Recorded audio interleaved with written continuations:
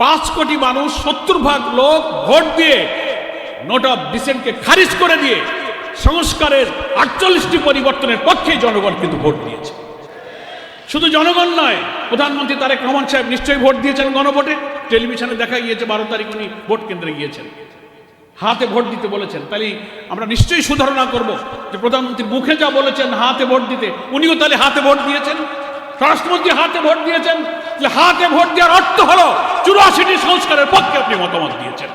তাহলে আপনি কি আজকে পার্লামেন্টে দাঁড়িয়ে আপনার দেওয়া ভোটের বিরুদ্ধে আপনি অবস্থান গ্রহণ করবেন? আপনার রায়কে আপনি ইগনোর করবেন? গণতান্ত্রিক রাষ্ট্র কাঠামোটা কি? শুধু কি ভোট? শুধু কি ভোটে নির্বাচিত প্রতিনিধিকে নিয়ে আসা না, যেটা আমাদের আজকের আলোচকবৃন্দ উল্লেখ করেছেন। একটা রাষ্ট্রের অভ্যন্তরে সরকারের প্রধান অসীম ক্ষমতার অধিকারী হবে না। রাষ্ট্রপতি প্রধানমন্ত্রীর ক্ষমতার ভারসাম্য, রাষ্ট্রের অভ্যন্তরের দুর্নীতির কোনো সুযোগ থাকবে না। রাষ্ট্রকে আমলাদেরকে ব্যুরোক্রেসিতে, ইভেন সিভিল অ্যাডমিনিস্ট্রেশন, জুডিশিয়ারি প্রত্যেকটি জায়গায় পলিটিসাইজ করা, দলীয়করণ করার কোনো সুযোগ থাকবে না। আইনের শাসন, মানবিকতা, মুক্তিযুদ্ধের যে 3টি মূল লক্ষ্যের কথা বলা হয়েছে, সাম্য, মানবিক মর্যাদা এবং সামাজিক ন্যায় বিচার। যে রাষ্ট্র কাঠামোর মধ্যে জনপ্রতিনিধি দ্বারা এই রাষ্ট্র পরিচালিত হবে, সেটাকেই বলা হচ্ছে কিন্তু একটা গণতান্ত্রিক রাষ্ট্র কাঠামো।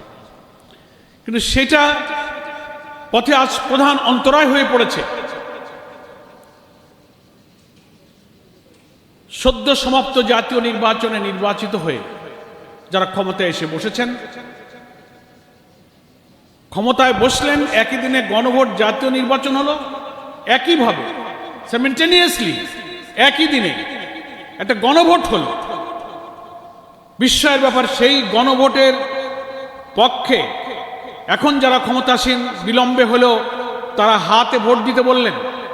17ই অক্টোবর আমরা জুলাই সনদে স্বাক্ষর করেছি। নভেম্বরের 13 তারিখে প্রেসিডেন্সিয়াল অর্ডার হয়েছে, সংবিধান সংস্কার আদেশ। নভেম্বরের 25 তারিখে গণভোটের অর্ডিন্যান্স জারি হয়েছে। ফেব্রুয়ারির 12 তারিখে ইলেকশন হয়েছে, একই দিনে দুটো।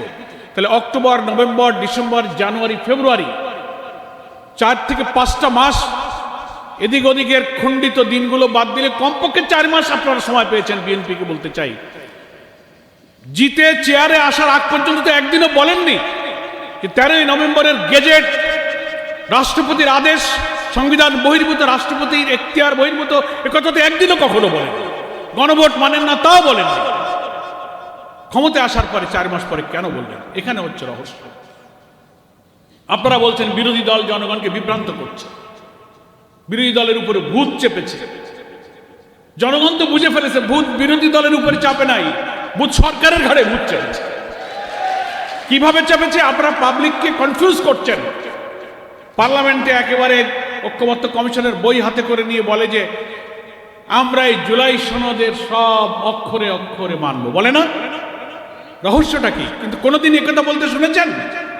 আফটার রেফারেন্ডাম কোনোদিন একথা বলেনি যে গণভোটে জনগণ যে রায় দিয়েছে, গণভোটের রায় অক্ষরে অক্ষরে মানব, একথা কিন্তু কখনো বলেনি। ফলে গণভোট আর জুলাই সনদকে তারা পার্থক্য করে জনগণের মাঝে বিভ্রান্তি তৈরি করেছে। প্রেসিডেন্সিয়াল অর্ডারটাকে ওনারা পার্লামেন্টে, মাননীয় স্বরাষ্ট্রমন্ত্রী বলেছেন এটা হচ্ছে জনগণের সাথে অন্তহীন প্রতারণা। তো এটাই যদি অন্তহীন প্রতারণা হয়, 4-5 মাস পর যে কথা আপনি বলেননি, মনের মধ্যে কয় না, খাওয়া দাওয়া যদি বদহজম হয় অনেক সময় ঢেকুর দিয়ে তা কিন্তু বেরোয় যায়। পার্লামেন্টে এসে উনি কি বললেন, যেটা আমাদের খেলাফত মন্ত্রী আমির সাহেব বললেন। এখন আপনি বলছেন, এই যে আমরা বলি যে আপনি হাতে ভোট দিলেন কিন্তু গণভোট মানলেন না। শুভঙ্করের ফাঁকিটা হচ্ছে জুলাই সনদ ওনারা অক্ষরে অক্ষরে মানবেন, তার অর্থ হলো গুরুত্বপূর্ণ 48টি সাংবিধানিক পরিবর্তনের ব্যাপারে অন্তত 10টা জায়গায় ওনাদের নোট অফ ডিসেন্ট আছে। ছোটখাটো ধারা উপধারা দফা মিলালে সেই 10টা নোট অফ ডিসেন্ট এত ইম্পর্ট্যান্ট, যার কিছু অংশ মামুন ভাই বলেছেন প্রধানমন্ত্রী দলীয় প্রধান থাকবেন না, পিআর পদ্ধতিতে উচ্চকক্ষ হবে, তত্ত্বাবধায়ক সরকার পদ্ধতির মধ্যে যতগুলো র্যাঙ্ক অ্যান্ড চয়েসের ব্যাপারে যে সমস্ত সাব ক্লস করেছে তার একটা তো ওনারা নোট অফ ডিসেন্ট দিয়েছেন। সমস্ত চুক্তি আন্তর্জাতিক আইনগুলো উচ্চকক্ষ নিম্নকক্ষে অনুমোদিত হতে হবে।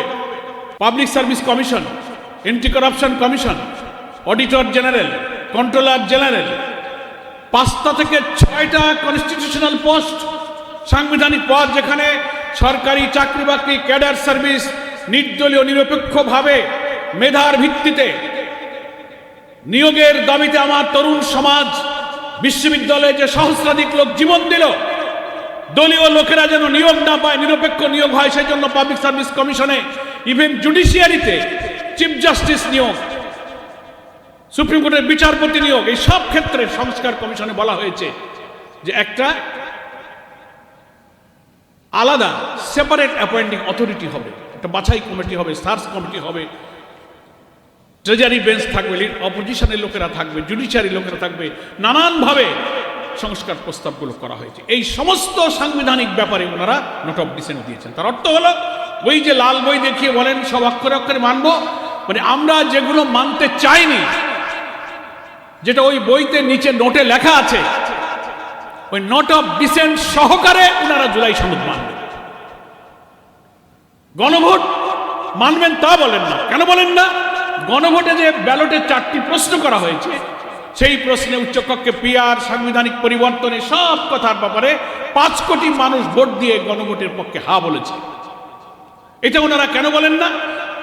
যে গণভোটের ব্যালটে কিন্তু নোট অফ ডিসেন্ট নাই। সমস্ত নোট অফ ডিসেন্ট খালি বিএনপি দিয়েছে, জামাত ইসলামী দিয়েছে, অন্যান্য দল, প্রায় সব দল 2-1টা নোট অফ ডিসেন্ট আমাদেরও ছিল। কিন্তু ঐক্যমত্য কমিশন যে 84টি সংস্কার প্রস্তাবের মধ্যে 48টি হচ্ছে সাংবিধানিক, আর বাকিগুলো অ্যাডমিনিস্ট্রেটিভ অর্ডার অথবা অর্ডিন্যান্স করে কার্যকরী করা যায়, সংবিধানের আইন পরিবর্তন লাগে না।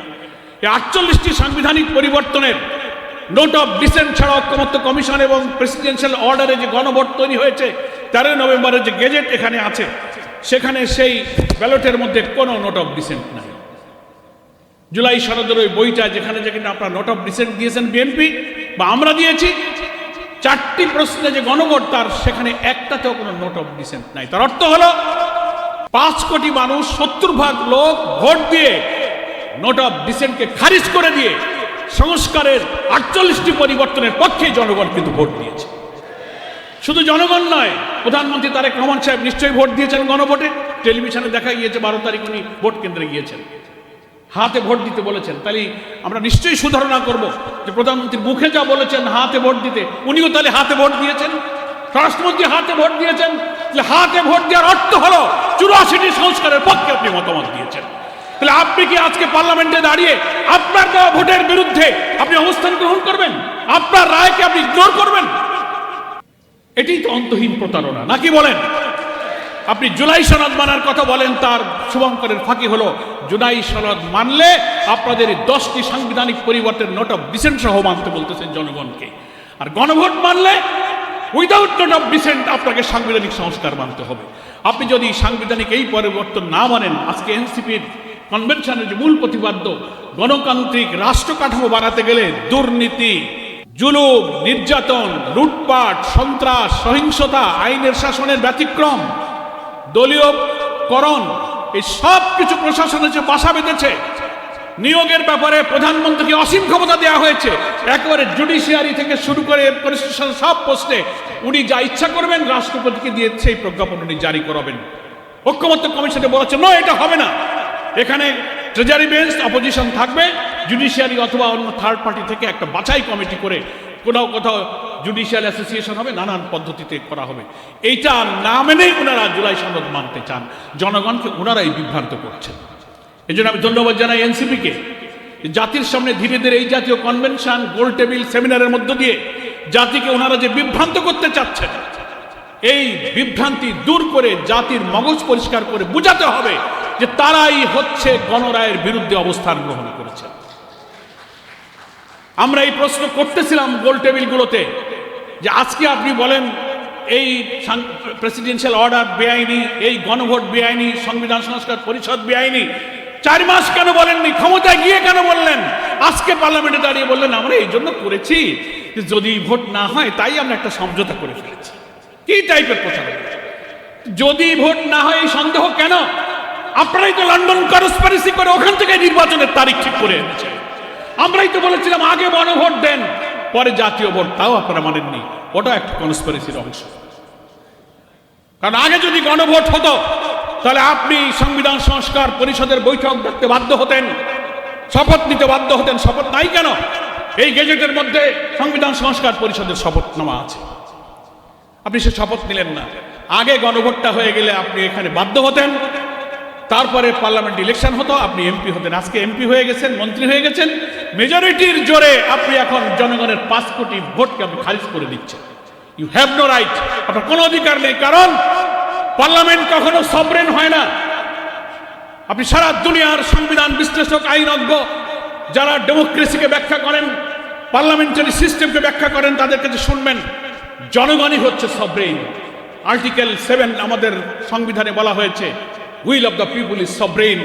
জনগণের অভিপ্রায় হচ্ছে সবচেয়ে সর্বোচ্চ আইন। আপনি 300 পার্লামেন্টে গিয়েছেন, আপনি এই জন্য সভরেন নয় যে আপনার আসন থেকে 1 লাখ 1.5 লাখ লোকের আপনাকে ভোট দিয়েছে। আপনি জনগণের ক্ষমতার মালিকের ডেলিগেটেড পাওয়ার নিয়ে পার্লামেন্টে আপনি পাওয়ার এক্সারসাইজ করছেন।